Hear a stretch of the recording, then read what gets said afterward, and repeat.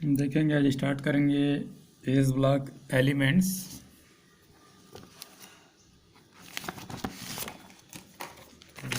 ये एक P table है। यहाँ पे जनरली हम लोग अभी बात करने वाले हैं S block element means this two group. First one is known as alkali metals and second one is known as alkali earth metals. तो पहले इस वाले ग्रुप के बारे में बात करेंगे, एल्कलाई मेटल्स के बारे में, जो कि एस ब्लॉक का एलिमेंट है और पहला ही ग्रुप है ये। Hydrogen, lithium, sodium, potassium, rubidium, caesium, francium. तो कुछ एलिमेंट के बारे में बात करेंगे, उसके बाद इस ग्रुप के बारे में बात करेंगे। तो जैसे कि हाइड्रोजन यहाँ पे दिया गया है atomic number 1, configuration 1s1 according to Aufbau principle. Lithium है atomic number 3, configuration 1s2 2s1। Sodium atomic number 11, configuration 1s2 2s2 2p6 3s1। तो हम अकॉर्डिंग टू अबव प्रिंसिपल के अनुसार अगर इसको कन्फिगुरेशन करते हैं इनका, तो देखते हैं कि लास्ट इलेक्ट्रॉन जो है हमारा एस ऑर्बिटल में ही इंटर करता है and the number of electron in last सब सेल इज 1। ठीक है, कि यहाँ पे जो भी हमारा लास्ट सेल आएगा एस सब सेल ही लास्ट आएगा और एस में सिर्फ और सिर्फ एक ही इलेक्ट्रॉन रहता है, इसलिए हम लोग उसको बोलेंगे S1 कन्फिगुरेशन। ठीक है, तो जनरल इलेक्ट्रॉनिक कन्फिगुरेशन अगर लिखना चाहेंगे इस ग्रुप का तो हम लोग सिंपल लिखेंगे NS1, where N means number of orbit. ठीक है, N मीन्स क्या लेंगे हम लोग, नंबर ऑफ ऑर्बिट लेंगे। तो पहले के लिए 1, सेकंड के लिए 2, थर्ड के लिए 3, ऐसा करके। तो 1s1 2s1 3s1 4s1 5s1 6s1 7s1, इस तरीके से ये होता है। तो देखते हैं कि यहाँ पे हमारा जो पहला वाला एलिमेंट है सिर्फ यही एक गैस है, बाकी जितना भी एलिमेंट है सबके सब मेटल है। ठीक है, सेकंड में भी अगर देखेंगे तो सेकंड में तो सभी मेटल है, लेकिन देखेंगे सबसे ऊपर वाला जो एलिमेंट है और यहाँ पे भी ये वाला एलिमेंट है, तो इनका जो साइज होता है अपने ग्रुप के, ठीक है, the size of hydrogen is small in comparison to other atoms in this group. ठीक है, कि इस ग्रुप में हाइड्रोजन का जो साइज हम देखते हैं वो इन सबसे छोटा होता है। ठीक है, हालांकि सबसे छोटा वाले में हाइड्रोजन सबसे छोटा होगा, उससे बड़ा होगा लिथियम। तो ये जैसे जैसे नीचे जाते जाएंगे, ठीक है, when we go from top to bottom in the group then the size of atom will be increase. ठीक है, तो वहाँ पे एटम का जो साइज है इंक्रीज होगा। तो देखेंगे यहाँ पे alkali means first group and alkaline earth metal means second group. Alkali कहने का मतलब है कि जो हमारा एलिमेंट है, ठीक है, उसका अगर नेचर देखा जाए तो एल्कलाई नेचर का होता है। ठीक है, और एल्कलाइन अर्थ मेटल कहने का मतलब है कि एल्कलाई तो होता ही है, साथ साथ अर्थ पे मिलते हैं, इसीलिए सेकंड ग्रुप को बोला गया एल्कलाई अर्थ मेटल। तो सिंपल सा कन्फिगुरेशन मीन्स एक क्वेश्चन है कि what is s block element, तो आंसर होगा element whose last electron enter in a subcell, element whose last electron enter into a subcell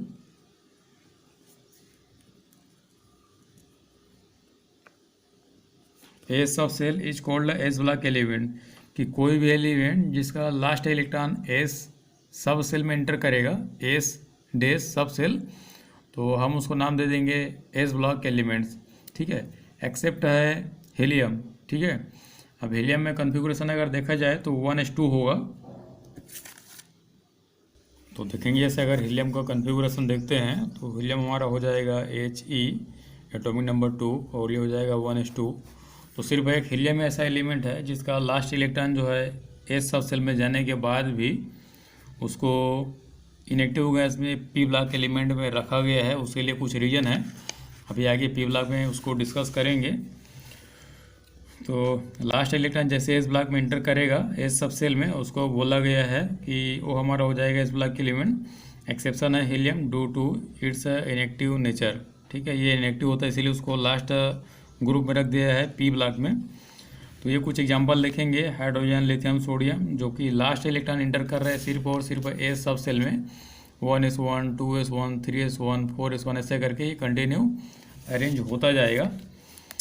अगला है हमारा right the NML behaviour of hydrogen in group and why the property of hydrogen is differ from other elements in group.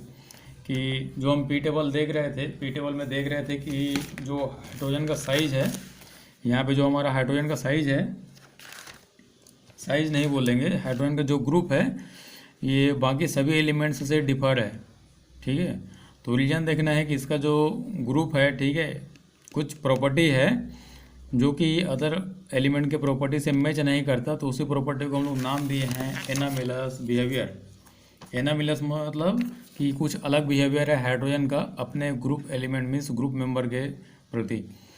तो देखते हैं कि due to some reasons the property of hydrogen is differ from the other elements in a group. ठीक है, तो यहाँ पे देखें कुछ रीजन दिया गया है। पहला है कि स्मॉल साइज एंड आयन, कि हाइड्रोजन अगर आयन बनाता है या फिर हाइड्रोजन एटम को लेते हैं तो साइज बहुत छोटा होता है, तो बाकी जो एलिमेंट है सबका साइज थोड़ा बड़ा है, तो बाकी एलिमेंट जो है इलेक्ट्रॉन लूज करने का टेंडेंसी रखते हैं, लेकिन हाइड्रोजन में देखा जाए तो बहुत ही छोटा साइज है जिसके वजह से इलेक्ट्रॉन लेने का टेंडेंसी भी रख लेता है। दूसरा है high electronegativity in the group due to the smaller size of hydrogen atom, its electronegativity is high in comparison to other elements from its member. Last है हाई आयोनाइजेशन एंथैल्पी। ठीक है, तो सबका रीजन एक ही है, छोटा साइज है hydrogen का, तो छोटा साइज है तो लास्ट सेल से इलेक्ट्रॉन निकालने के लिए एनर्जी भी हमें उतना ही ज़्यादा लगेगा। साइज अगर छोटा है तो प्रोटॉन से लास्ट इलेक्ट्रॉन के बीच में जो अट्रैक्शन है ज़्यादा होगा, और अगर अट्रैक्शन फोर्स ज़्यादा हो मतलब उसको निकालने के लिए हमें एनर्जी ज़्यादा चाहिए। ठीक है, तो हाई आयोनाइजेशन एनर्जी की वजह से भी इसका जो कैरेक्टर है अदर एलिमेंट से डिफर होता है। कुछ रिलेशन यहाँ पे मैं दिया हूँ तीनों पॉइंट के बारे में, कि size directly proportional to electronegativity and inversely proportional to ionisation energy. Smaller the size ionisation energy will be less. ठीक है, and higher the size of hydrogen atom means any atom the ionisation energy will be low. ठीक है, size अगर बढ़ेगा तो ये कम होगा, अगर ये कम होगा तो ये बढ़ेगा। उसके बाद एक और फैक्टर आता है हमारा polarizability. Polarizability directly proportional to ionic charge. ठीक है, तो आयनिक चार्ज कहने का मतलब है ionic charge upon ionic radius power दिया है। तो पोलराइजेबिलिटी कहने का मतलब है कि मान के चलो कि अगर मैं एक एलिमेंट लेता हूँ यहाँ पे, ठीक है, ये एटम हमारा ये साइज है उसका, और अगला एलिमेंट का ये साइज है, और एक और एलिमेंट लेते हैं जिसका ये साइज है, तो ये अट्रैक्शन फोर्स से काम करेगा, ये अट्रैक्शन फोर्स से काम करेगा, और ये अट्रैक्शन फोर्स से काम करेगा। तो कंफर्म है कि तीनों में ये लूज करने वाला है, सबसे ज़्यादा ये लूज करेगा। ठीक है, उससे धीरे से ये लूज करेगा, फिर सबसे कम ये। उसका जो साइज छोटा है देखेंगे कि यहाँ से प्रोटॉन में से ये प्रोटॉन है और ये इलेक्ट्रॉन है, तो ये बीच का डिस्टेंस है बहुत कम, इसी की वजह से इसका अट्रैक्शन फोर्स ज़्यादा होगा। अब इस अट्रैक्शन फोर्स का ज़्यादा होने की वजह से क्या होगा कि इसका जो लास्ट असल में इलेक्ट्रॉन है ये सेंटर क्या करेगा, उसको अपनी तरफ खींचेगा और इसको एक इलेक्ट्रॉन देने के बाद पोलराइज कर देगा। ठीक है, एक इलेक्ट्रॉन यहाँ से लूज करके इसको पोलराइज कर देगा, तो इसको हम लोग बोलेंगे polarizability means tendency to gain electron from other elements. ठीक है, कि वहाँ से अट्रैक्शन मतलब इलेक्ट्रॉन को खींचने के लिए इसमें कुछ टेंडेंसी है जिसकी वजह से इलेक्ट्रॉन को यहाँ से खींच रहा है, और ये अगर इलेक्ट्रॉन लूज किया तो इसमें कौन सा चार्ज आएगा, पॉजिटिव चार्ज आएगा, तो इसी को बोला जाता है पोलराइजेबिलिटी। ठीक है, तो polarizability means tendency to polarize other atom, कि दूसरे एटम को पोलराइज करने का जो टेंडेंसी है उसी को बोलते हैं polarisability.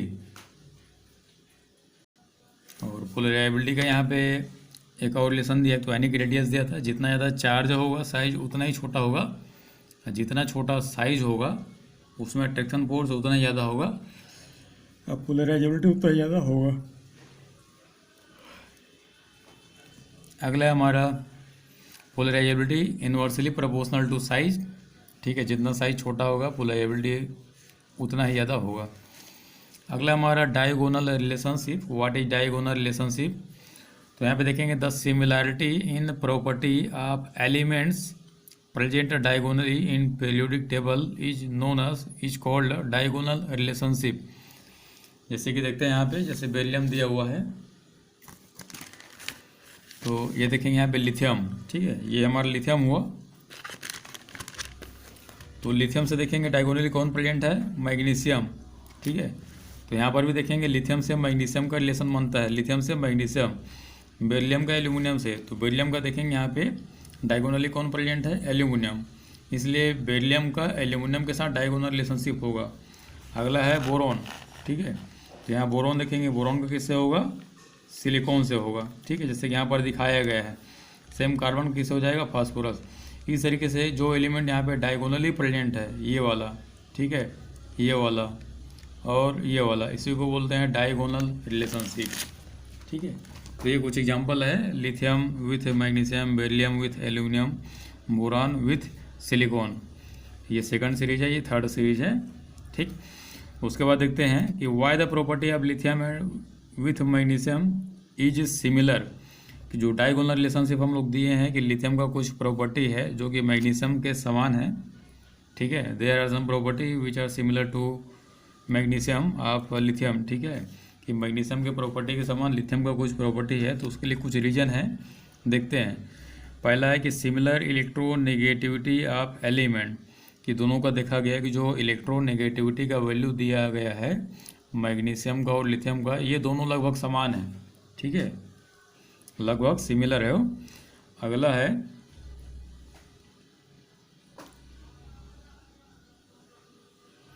Same electropositivity character, electropositive character, ठीक है, जितना इलेक्ट्रॉन ये लूज करने का टेंडेंसी रखता है उतना ये भी टेंडेंसी रखता है, ठीक है। अगला है इक्वल पोलराइजिंग पावर, तो इसमें इलेक्ट्रॉन मीन्स सामने वाले एटम को पोलराइज करने का टेंडेंसी भी लगभग सेम है। तो ये कुछ प्रॉपर्टी है जिनके बेस हम बोल सकते हैं कि इसका जो प्रॉपर्टी है ये सेम है, और इसमें से कुछ है जो एक्सपेरिमेंटली दिया जाता है। अगला है ग्रुप 1 के बारे में बात करते हैं, ये तो हमारा नॉर्मल हो गया। पहला क्वेश्चन दिया गया यहाँ पे, why elements of group 1 means first group is known as alkali metals. तो टेस्ट के बेस पे ही था, देख लेते हैं यहाँ पे क्या दिया है। These elements are diallowed in water and form a strongly alkali hydroxide। कि जैसे हम लोग पहले ब्लॉक के एलिमेंट मीन्स पहले ब्लॉक के एलिमेंट जैसे सोडियम है, पोटेशियम है वगैरह वगैरह, तो इसको लेकर के अगर वाटर में डियालो करते हैं तो सोडियम हाइड्रोक्साइड बनाता है, पोटेशियम हाइड्रोक्साइड बनाता है, जो कि स्ट्रॉन्ग बेस है, ठीक है। तो इसी के कैरेक्टर की वजह से उसको हम लोग एल्कलाई मेटल बोलते हैं, ठीक। इसी की वजह से ही means it form hydroxide which are alkali in nature, therefore it is known as alkali earth metals. उसके बाद है प्रॉपर्टी है कुछ इस ब्लॉक फर्स्ट ग्रुप का। तो general electronic configuration of first group elements is NS1 where N means 1 2 3 4 5 7 6 etcetera.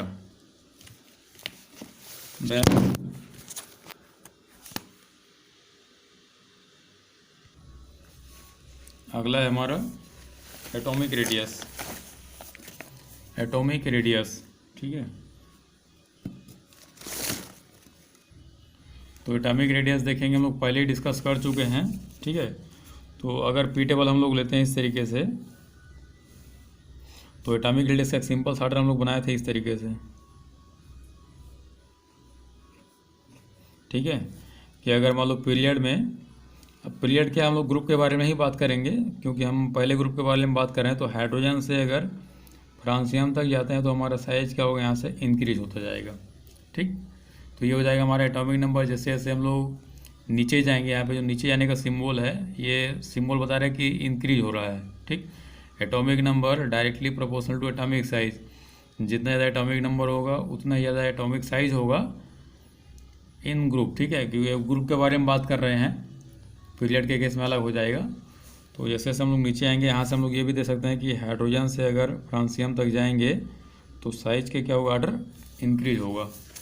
उसके बाद why atomic size increases from hydrogen to sodium, reason होगा due to the addition of extra subshell नहीं होगा, due to the addition of new shell. Due to the addition of new shell. तो यहाँ पे देखेंगे इसे हाइड्रोजन अगर लेते हैं तो कॉन्फ़िगरेशन होगा 1, अगर लिथियम का लेते हैं तो ये हो जाएगा 2 1, अगर यहाँ पे सोडियम का लेते हैं तो ये हो जाएगा 2 8 1। यहाँ पे 1 सेल है, यहाँ पे 2 सेल है, यहाँ पे 3 सेल है। तो जैसे जैसे हम लोग नीचे आते जाएंगे सेल का नंबर बढ़ता जाता है, जिसके वजह से साइज जो है बढ़ता है। उसके बाद है आयनिक रेडियस, ठीक है। तो आयनिक रेडियस में देखेंगे यहाँ पे कैटायन, एनायन और न्यूट्रल एटम को लेकर के दिया जाता है। तो मान के लो अगले मैं लेता हूँ सोडियम, ठीक है, और एक लेता हूँ सोडियम प्लस। तो इसमें होगा क्या, सोडियम देखेंगे सिर्फ लास्ट सेल को लेकर के चलेंगे कि सोडियम का इस तरीके से साइज होगा, इसका भी मान लेते हैं इस तरीके से साइज होगा। तो यहाँ पे देखेंगे कि इसका जो कॉन्फ़िगरेशन है 2 8 1 है, तो ये लास्ट इलेक्ट्रॉन एक ही है जिसके प्रति ये अट्रैक्शन फोर्स काम कर रहा है।